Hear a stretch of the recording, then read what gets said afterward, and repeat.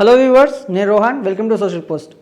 చాలామంది కోర్టుకు వెళ్ళిన తర్వాత ఎలక్ట్రానిక్ డివైస్లో ఉన్నటువంటి సాక్ష్యాధారాలను సమర్పించే టైంలో ఏది చెల్లుతుంది, ఏది చెల్లదు, నిజంగా కోర్టు ఈ ఎలక్ట్రానిక్ డివైస్లో ఉన్నటువంటి సాక్ష్యాలను యాక్సెప్ట్ చేస్తుందా అనే ఒక క్వశ్చన్ మార్క్తో ఉంటారు.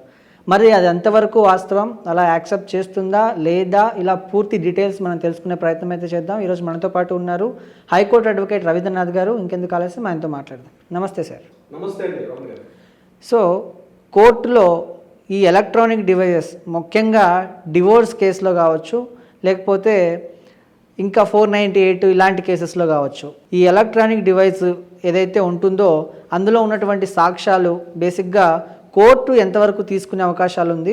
సో ఈ ఎలక్ట్రానిక్ డివైస్ ఏదైతే ఉందో ఆ సాక్ష్యాధారాలని కోర్టు ఎంతవరకు తీసుకుంటుంది, అది ఎంతవరకు వాస్తవం అండి? 2014-2015లో సుప్రీంకోర్టు ఒక జడ్జిమెంట్ ఇవ్వడం జరిగింది రోహన్ గారు, పుట్టుస్వామి అనే కేసు సంబంధించి. ఈ కేసులో ముందుగా ఈ ఎలక్ట్రానిక్ డివైసెస్ లాంటి కేసెస్కి ఏవైతే ఇష్యూస్ వస్తాయో, ఎవిడెన్స్, ఇండియన్ ఎవిడెన్స్ యాక్ట్ 1872 ప్రకారం సెక్షన్ 14, ఎస్పెషల్లీ సెక్షన్ 14 సెక్షన్ ప్రకారం ఎలాంటి ఎవిడెన్సెస్ కోర్టులో యాక్సెప్టెన్స్ ఇస్తుంది, ఎట్లాంటి ఎవిడెన్సెస్ కోర్టులో యాక్సెప్టెన్స్ ఇవ్వదు అన్న విషయం మీద పుట్టుస్వామి కేసుని పరిగణలో తీసుకుంది. పుట్టుస్వామి కేసు ఏం చెప్తుంది ఇక్కడ అంటే, ఒక వ్యక్తి యొక్క స్వేచ్ఛ important, individual identity is the most important, individual secrets is the most important, individual respect is the most important. సొసైటీలో ఎంతమంది ఉన్నప్పటికీ కూడా, ఈవెన్ దో భార్యాభర్తలుగా ఉన్నప్పటికీ కూడా కొన్ని సందర్భాల్లో మాత్రం పర్సనల్ సీక్రెట్స్ అనేది మోస్ట్ ఇంపార్టెంట్. ఉదాహరణకి నేను మీకు చెప్తాను చూడండి. భార్యాభర్తలు ఉన్నారు. సో భర్త ఎక్కడో లేదో భార్య ఎక్కడో వేరే పర్సన్ తోటి అడల్టరీలో ఉంది.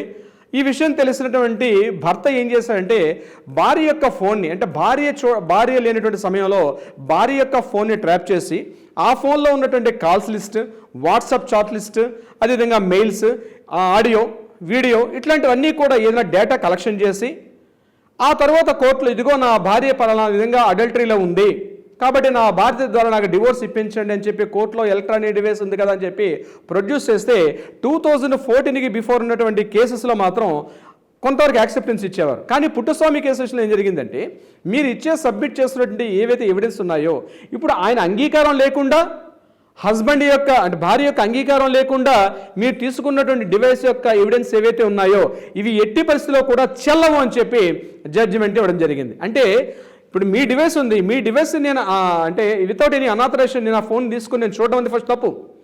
అందులో ఉన్న డేటా కానీ, అందులో డేటా ఏదైనా సరే నేను చూడడమే తప్పు. చూసిన తర్వాత డేటా నేను కలెక్ట్ చేసి దీన్ని ఎవిడెన్స్గా చూపించడం ఇంకా తప్పు. సో ఇటువంటిది థర్డ్ పార్టీ ఎవిడెన్సెస్ అంటారు. ఈ థర్డ్ పార్టీ ఎవిడెన్స్ని పూర్తిగా బుట్టదాఖలు చేయమని చెప్పింది సుప్రీంకోర్టు కేసు సంబంధించి. ఇదే కేరళ హైకోర్టు, అదేవిధంగా అయేషా వర్సెస్ అయ్యూబ్ అన్నటువంటి కేసులో కూడా రీసెంట్గా మనకి కేరళ హైకోర్టు కూడా ఇదే తీర్పడం జరిగింది. వాళ్ళ కేసులో కూడా ఇదే సందర్భం వచ్చింది. సో ఎవిడెన్స్ సబ్మిట్ చేసేటప్పుడు ఎవిడెన్స్ ఇస్ వెరీ మోస్ట్గా ఉండాలి. ఎలా ఉండాలి అంటే, ఇప్పుడు భార్యాభర్తలు ఇద్దరు వెళ్తున్నప్పుడు తన ఫోన్ ద్వారా తను కలెక్ట్ చేసిన ఐడియాస్ అంటే ఏంటి, వాట్సాప్ చాట్ లిస్ట్ కానీ, మెయిల్స్. ఇప్పుడు వాట్సాప్ చేస్తే ఆ కిందన బ్లూటిక్స్ ఉండాలి. అబ్యూజ్ లాంగ్వేజ్ తిడుతున్నారు, అబ్యూజ్ లాంగ్వేజ్ మీద తిడుతున్నారని చెప్పి తన ఫోన్ మాత్రమే తన కోర్టులో ప్రొడ్యూస్ చేసే అధికారం ఉంటుంది. అంతేగాని థర్డ్ పార్టీ ఎవిడెన్సెస్ అట్లాంటివి కలెక్ట్ చేసేవి కోర్టులో ఎట్టి పరిస్థితుల్లో కూడా చలామణిలోకి అందుబాటులోకి రావు. అంటే ఇప్పుడు వాట్సాప్లో అబ్యూజ్ లాగా నేను చంపేస్తాను, నేను కొడతాను, నేను తిడతాను, లేదా భార్య భర్త కావచ్చు, భర్త భార్య, ఇదంతా కూడా ఇద్దరుగా వర్తిస్తుంది. జెండర్ ఈక్వాలిటీ ఇక్కడ ఉంది. సో అక్కడ ఖచ్చితంగా వాట్సాప్లో 2 బ్లూటిక్స్ కనిపించాలి. బ్లూటిక్స్ కనబడకపోయినా అది కూడా ఎవిడెన్స్గా మనం ప్రూవ్ చేయడం అనేది చాలా కష్టం. ఒకవేళ మెయిల్ సెండ్ చేసాం అనుకోండి, మెయిల్లో ఖచ్చితంగా సెండ్ టు అన్నటువంటి దగ్గర మనకు అక్కడ ఓపెన్ అవ్వాలి. లేదా ఇంకో కొన్ని సందర్భాల్లో ఏం చేస్తామంటే, క్లౌడ్ టెక్నాలజీ ఉంది. క్లౌడ్ టెక్నాలజీ అంటే ఉదాహరణకు ఒక మెయిల్ ఉంది. మెయిల్లో మనం ఏం చేయొచ్చు, మనకు ఉన్నటువంటి మెయిల్ ఇట్ సెల్ఫే మనకు ఒక 16 GB, ఉదాహరణకి గూగుల్లో తీసుకుంటే జీమెయిల్ అకౌంట్స్లో 16 GB వరకు ఇస్తారు. ఆ 16 GB డేటా ఎవరిదే ఉండాలి, ఆ మెయిల్ అకౌంట్ వారిదే ఉండాలి. ఆ మెయిల్ అకౌంట్లో కూడా వాళ్ళిద్దరి మధ్య జరిగిన సంభాషణ మాత్రమే అతను రికార్డ్ చేయాలి. తన ఫోన్తో తీసిన వీడియోలు, తన ఫోన్ ద్వారా తీసిన ఆడియో, తన ఫోన్ ద్వారా ఉన్నటువంటి పిక్చర్స్, తన ఫోన్ ద్వారా వాట్సాప్ లిస్ట్, కాల్స్ లిస్ట్, ఇట్లాంటివి మాత్రమే యాక్సెప్టబుల్ అవుతుంది తప్పించి థర్డ్ పార్టీ ఫోన్ ఉండదు. అది కూడా ఆ ఫోను ఐఎంఈ నెంబర్ తన పేరు మీదుగా ఉండాలి. దట్ ఆ ఫోన్ కొన్ని సందర్భాల్లో కాస్త సీరియస్గా ఉన్న సందర్భాల్లో ఆ ఫోన్ పర్చేజింగ్ బిల్స్ కూడా తన పేరు మీదుగా ఉన్నప్పుడే తన ఓన్ ఫోన్ అవుతుంది. అలాంటి వెరీ వెరీ ఇంపార్టెంట్. సో ఇప్పుడు నేను చెప్పినట్టుగా ఒకవేళ క్లౌడ్ టెక్నాలజీలో ఎక్కడైనా వేరే చోట సేవ్ చేసినట్లయితే ఆ మెయిల్ సంబంధించిన డీటెయిల్స్ కూడా ఆ క్రెడెన్షియల్స్ అన్నీ కూడా తన ఓన్ అయి ఉండాలి. లేదా ఒకవేళ పెన్ డ్రైవ్లో సేవ్ చేసుకోవచ్చు, ఆ పెన్ డ్రైవ్ కూడా తనది అని చెప్పి కన్ఫర్మేషన్ ఇచ్చే అవకాశం కూడా ఉంటుంది. లేదా ఒక టెక్నీషియన్ ద్వారా మనం ఇచ్చి హార్డ్ డిస్క్లో కానీ ఇతరత్ర ఎక్కడైనా స్టోరేజ్ చేయమన్నప్పుడు అక్కడ 65B అని ఏదైతే మనకి ఎవిడెన్స్ యాక్ట్లో 65B యాక్ట్ ఉందో సెక్షన్ ఉందో దాని ప్రకారంగా అది నేనే స్టోర్ చేశాను చెప్పి సెల్ఫ్ డిక్లరేషన్ కూడా కంపల్సరీ ఇవ్వాల్సిన పరిస్థితి కూడా వస్తుంది. సో ఇక్కడ ఎలక్ట్రానిక్ డివైసెస్ ద్వారా ఇచ్చేటప్పుడు ఇన్ని రకాల జాగ్రత్తలు తీసుకోవాలి. కొంతమంది నా క్లయింట్స్ వస్తుంటారు, సో నా భార్య నన్ను తిట్టింది సార్, ఇంకోటండి పెద్ద వాట్సాప్ లిస్ట్ ఉందని చెప్పి ప్రింట్ కాపీస్ తీసుకొస్తారు.